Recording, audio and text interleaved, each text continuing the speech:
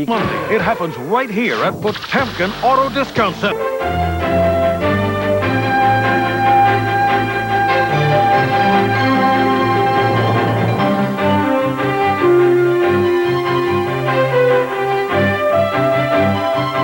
And now, Philadelphia's first primetime news hour, the Fox 10 o'clock news.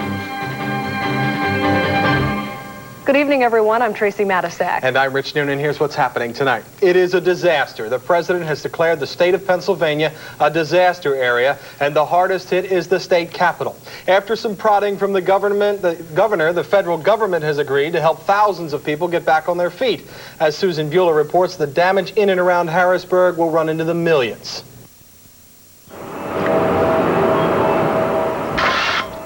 Some residents in Harrisburg came to capture history. Others wanted to see the devastation firsthand. The raging Susquehanna River and huge ice chunks ripped down a portion of the Walnut Street Bridge.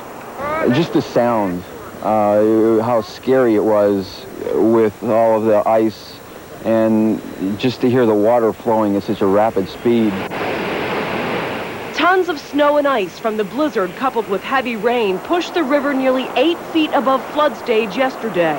Ice chunks are still blocking some of the roads. 8,000 people were forced to evacuate. 4,000 homes were damaged or destroyed. Now going into the most challenging, one of the more challenging phases of the situation, because we've got a mess out there. The force of the river was so strong that it carried these huge ice chunks more than a block away. Residents who live along this street say those two cars were actually floating last night when they were forced to evacuate. And when we had left, the river was only up to Front Street, so I just never believed it would come this far. And we came back, my car was underwater. So were many basements. Residents say they haven't seen flood damage like this since Hurricane Agnes ripped through in 1972. It was right here on the black here. Almost, well, it was all 5 feet up in my basement. Even Governor Ridge and his family were flooded out of the governor's mansion. Today, workers spent the day pumping the water out. The William Penn High School auditorium is one of 4 shelters in the city. The Red Cross is helping the sick, the elderly, and some of the thousands forced from their homes. The hardest part is waiting. And also worrying about your house and pets. Some residents are just getting back into their homes as the massive cleanup effort begins. Soon the damage totals will start rolling in. The mighty river is expected to fully recede by tomorrow, but it will take much longer before the city recovers from the flood of 1996. In Harrisburg, Susan Bueller, the Fox 10 o'clock news. Pennsylvania Governor Tom Ridge got a first-hand look at much of the flood damage. Ridge took a helicopter tour of the hardest-hit counties along the Susquehanna River. 8 deaths have now been blamed on the flooding since Friday. The governor says that so far, Washington's disaster response has not been good enough. He's vowing to press for more federal help.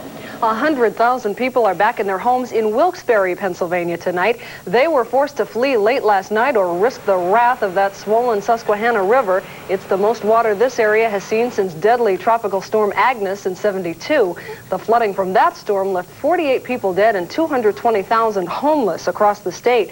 There is no word yet on a dollar figure for the damages from the latest round of flooding. Residents of Yardley Borough who were evacuated because of flooding there last night are returning to their homes tonight. The state of emergency has been lifted, but officials are warning residents to be careful of the ice. As Jen Fisher reports, that ice is creating headaches on both sides of the Delaware River.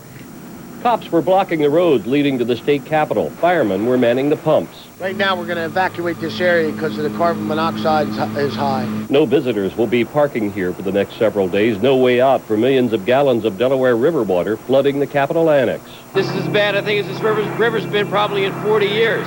And certainly much worse than they ever thought when they built this place here. Not since the winter of '55 have people in New Jersey seen this kind of weather. From the State House alone, pumps were moving 500,000 gallons an hour.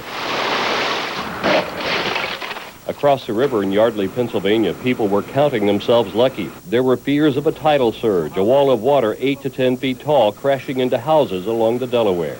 I'm living here since 1970. That's the first time like that. Unofficially, the water crested 20 feet above flood stage, but it isn't the water that concerns these folks most. It is ice. On the corner of Delaware Avenue, just one picture tells this story. Streets are blocked, houses surrounded by a moat of ice, some of it a foot thick. Chunk of ice just came loose. The fear of the flood led to houses along this stretch of the river to be evacuated. No brunch at the Yardley Inn this morning. Access roads were closed. I don't know what the access is now, but it looks like maybe another 12 hours will be open for business again. And we were very lucky. This storm here makes the blizzard look very, very tame. The digging out process has begun. Federal emergency management officials will be in town tomorrow to help with the financial bailout. But Yardley and low-lying areas are keeping a watchful eye towards Mother Nature. As you can see, the water is still above flood stage, but as bad as this is, it's going to get worse. There's still a lot of ice to melt. In Yardley, Jan Fisher, the Fox 10 o'clock news. The cleanup is on in Manayunk. After the flooding river receded, it left behind a muddy, icy mess. One of the hardest hit businesses is the River Deck Cafe. The popular restaurant and night spot was heavily damaged. The water came rushing into the dance floor area despite the best efforts of workers who used sandbags to try to hold the water back. It was Mother Nature at her finest. The parking lot looked like an intercoastal waterway with a riptide coming out onto the street. The River Deck and many other businesses on Main Street in Manayunk have reopened, but they will be cleaning up from all the damage for days. A bizarre story from Pottstown tonight. A man is believed to be dead after he jumped into the Manatoni Creek as he was running from police. Divers were searching the creek today but did not find the body of John Bankus. Police say they got a call for a domestic dispute involving Bankus last night. When they got to the scene, Bankus took off running. He jumped into the creek and tried to swim to the other side.